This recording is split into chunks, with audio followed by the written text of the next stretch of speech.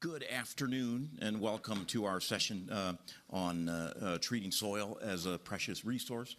I should let you know, if you don't already, we're making history today for all of the concern that the World Economic Forum has had over a generation or generations on environmental issues. This is the first time that this specific topic, soil, the health of our soil and its implications for feeding the world and for having a sustainable earth, it's the first time it's had its own topic, so I think that's an important occasion.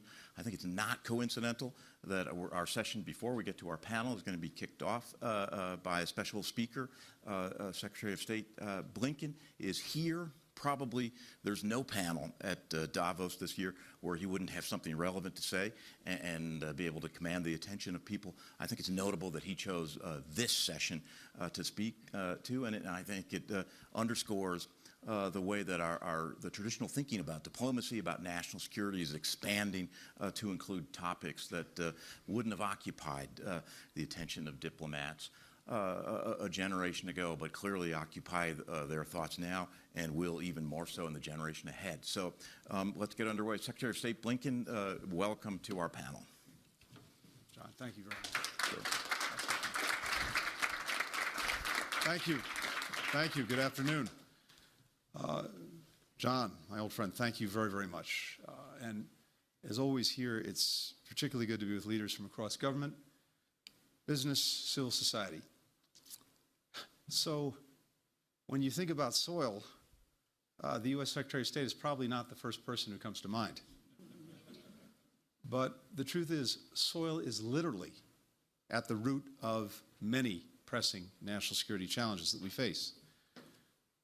You all know this, and we know this increasingly with every passing day. Without good soil, crops fail, prices rise, people go hungry. Eroding soil also worsens the impact of droughts, of floods, of other climate-driven extreme weather, making crop yields even lower, and as a result, food even scarcer.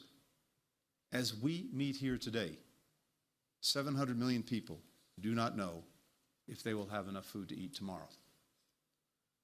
This hunger fuels instability, and instability fuels hunger. A parent who can't put food on the table for their children picks up the family and moves because it's the most basic thing, the most important thing that they can do, and they will do it however they have to do it. And if that means moving halfway around the world, they will. But that contributes to unprecedented migration flows that we're facing around the world. Shifting climate patterns force neighbors to compete for dwindling resources, further straining ethnic tensions, destabilizing entire communities. Meanwhile, Russia's attacks on fields, on granaries, on ports in Ukraine, the world's breadbasket, have disrupted global markets, making food harder to afford and harming the poor and most vulnerable most of all. In the Red Sea, through which 15% of the world's commerce passes, Houthi attacks have forced ships to take longer, more expensive routes, further raising the price of food and energy. The United States has been and is working intensely to tackle this food crisis and support those who are most affected by it. Going back to January of 2021, the U.S. government has devoted $17.5 billion to provide vital sustenance to people in need. We are honored to fund over 1/3 of the World Food Programme's budget. Now, I had a chance to see some of these efforts just last week at a World Food Programme warehouse in Jordan, where I met with UN staff that is working relentlessly, often at great personal risk, to get aid to Palestinians in Gaza, over 90% of whom are facing acute food insecurity. Too many people already go to sleep hungry, and it's set to get worse. If you project out to 2050, global demand for food is projected to rise by 50%. But over that same period, climate change could reduce yields by as much as 30%. So do the math, and it doesn't balance out. In short, we need to feed more people as growing food becomes harder. That's why the United States is partnering to adapt and transform agriculture and food systems, because as vital as emergency assistance is, if we don't get at the underlying infrastructure, if we don't get at a way to produce better, stronger, more resilient crops, then we won't solve the problem. But we joined a pledge with over 130 countries signing the Emirates Declaration at COP28 to address a big part of this. Our Agriculture Innovation Mission for Climate Initiative with the UAE has mobilized $17 billion to invest in efforts like regenerating degraded cropland and capturing carbon in soil.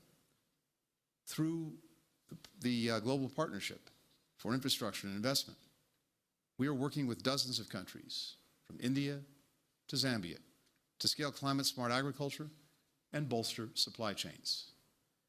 And together with the African Union and the Food and Agriculture Organization, we've launched a new initiative.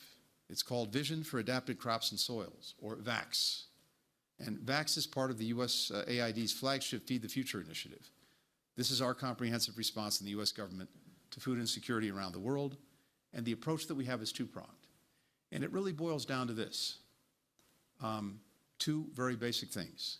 First, we're investing above ground, identifying the indigenous African crops that are most nutritious and most resilient to climate change, improving these varieties, delivering them to the world.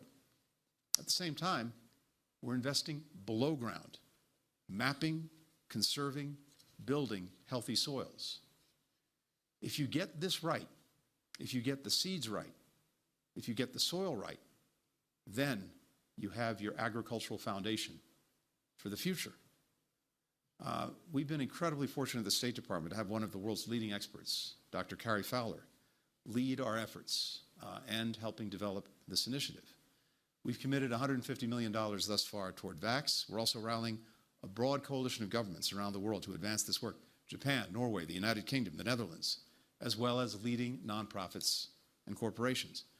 Just to cite one example, IBM is expanding access to its Open Harvest platform, which is using AI and climate modeling to deliver tailored farm and field management recommendations right to farmer cell phones. We have the capacity, as we're doing this with all of this technology, to literally map the soil any place in the world, any given field, to tell whether the soil is good, bad, deficient, and then to figure out how we can make it as productive as possible. So this is something that I believe is genuinely revolutionary. Seeds and soil, and we put them together, and we can begin to answer a lot of the challenges that our world is going to face over the next 25 or 30 years. And so my simple pitch to you today is this: join us. This is a powerful investment. It has extraordinary, even transformational returns. Some of you may know that the word human comes from the Latin term for earth, for soil. There are few things that are more human or more important to humanity than figuring out how to cultivate this planet so that it can feed and support all of us. We have an opportunity in this moment to actually deliver better for people today while actually building a sustainable tomorrow. So part of the reason, and John said at the outset, this event in and of itself is unusual for Davos. Having foreign policy types participate in it may also seem a little bit unusual, but it only underscores the importance that all of us attach to both this challenge, but also this incredible, incredible opportunity to get maybe the most fundamental thing in life that we need to sustain us right going forward into the future. And that's the food to feed everyone on this planet and to feed them well. So those of you who have the interest and the opportunity, please join us in this initiative, join us in this effort. We can make a huge difference together. Thanks very much.